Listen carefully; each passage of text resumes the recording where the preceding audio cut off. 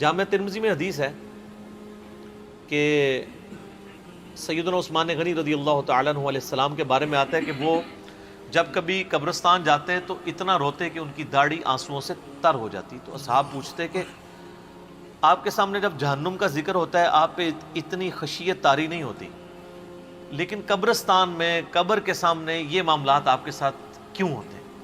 تو انہوں نے کہا کہ میں نے نبی علیہ السلام سے خود سنا تھا کہ قبر آخرت کی منزلوں میں سے پہلی منزل ہے، جس کی یہ منزل پھنس گئی اس کی اگلی منازل مشکل ہو جائیں گی، اور جس کی یہ منزل آسان ہوئی اس کی اگلی منازل آسان ہوتی چلی جائے گی. یہ وہ شخص کہہ رہا ہے جسے 3 دفعہ جنت کی بشارت ملی ہوئی ہے. ہمارے پاس کوئی جنت کا ٹکٹ نہیں ہے اور ہماری بے پرواہی اپنے عروج کے اوپر ہے. اسی کو پنجابی میں کہا جاتا ہے نا، عقل نہ ہوئے تے موجیں ہی موجاں، عقل ہوئے تے سوچیں ہی سوچاں. جسے عقل نہیں ہوگی وہ موجیں مارے گا کیونکہ اسے پتہ نہیں ہے نا، لیکن جسے عقل ہوگی وہ سوچے گا کہ یار یہ معاملہ تو بڑا خطرناک ہونے والا ہے. صحیح بخاری میں حدیث ہے، نبی علیہ السلام نے فرمایا آپ ایک جگہ سے گزرے، کچھ اصحاب آپس میں یعنی ہنسی مذاق کرتے ہوئے ہنس رہے تھے، تو آپ کھڑے ہو گئے. آپ نے فرمایا جو کچھ میں جانتا ہوں نا اگر تم جان لیتے تو بہت کم ہنستے، زیادہ رویا کرتے. بہت سیریس کیس ہونے والا ہے. صحیح مسلم میں حدیث ہے، آپ علیہ السلام فرمایا میں نے ارادہ کیا کہ میں اللہ سے دعا کروں کہ تمہیں عذاب قبر سنوا دے. دکھانے والی تو کہانی ختم سر، سنوا دے. لیکن مجھے ڈر ہوا کہ اگر تم نے عذاب قبر سن لیا تم اپنے مردوں کو دفنا نہیں چھوڑ دو گے، ایسی خشیت تم پہ طاری ہو جائے گی. لیکن یہ اللہ تعالیٰ نے سب کچھ پردے میں رکھا ہوا ہے سر.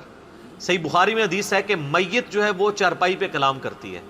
نیک میت کہتی ہے مجھے جلدی جلدی میری جگہ کی طرف لے چلو، اور جو بری میت ہے وہ چیخو پکار کرتی ہے کہ مجھے کہاں لے کر جا رہے ہو.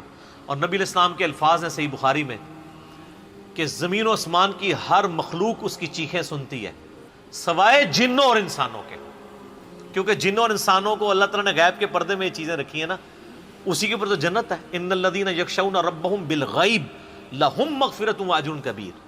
جو لوگ بن دیکھے اپنے رب سے ڈرتے ہیں ان کے لیے مغفرت ہے اور اجر کبیر ہے. دیکھ کے تو سب نے مان لینا ہے، پھر سر اس سے بھی آگے اگر آپ چلے جائیں، صحیح بخاری میں یہ حدیث موجود ہے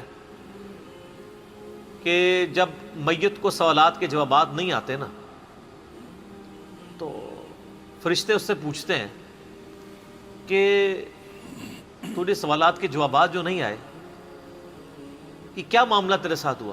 تو وہ کہتا ہے میں تو وہی کہتا تھا جو لوگ کہتے تھے، سن سنا کے سننی ٹنی، پڑھ پڑھا کے سننی نہیں.